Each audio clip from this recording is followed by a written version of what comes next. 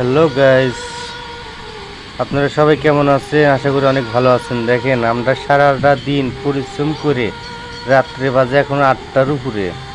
এখনও ধরেন যে আমার এক ভাই বাজারে গেছে, বাজারে যে মাছ কিনে আনছে, মাছ টাছ কিনে এনে যে কাটতেছে, ধুবে, তারপরে রান্না করবে, রান্না করে তারপরে খেয়ে দিয়ে আবার ঘুমাবো।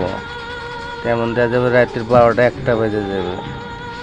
দেখেন আমাদের কতটা পরিশ্রম করি, তারপরে আমরা ভাই বৌছলের মন পাই না ভাই।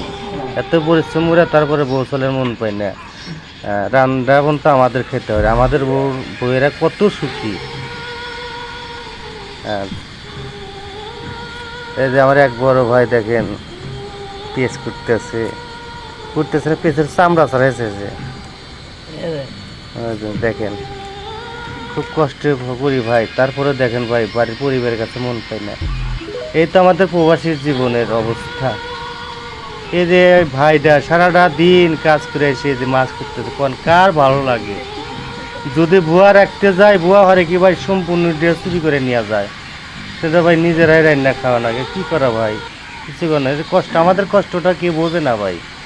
আর আমরা তো লাইক শেয়ার চাই ভাই, অবহেলা করে সবাই। এত সুন্দর কষ্ট, এত কষ্টের ভিডিও তুলতে ভাই আপনারা লাইক শেয়ার কমেন্ট না করেন, তাহলে ভাই কেমন হলো ভাই? দেখেন কতটা কষ্ট করলাম, তাও বৃষ্টি, বাইরে প্রচণ্ড বৃষ্টির মতন ভিজে ভিজে যে বাজার করে আনলাম। ভাই যারা যাদের ভালো লাগে লাইক শেয়ার কমেন্ট করে ভাই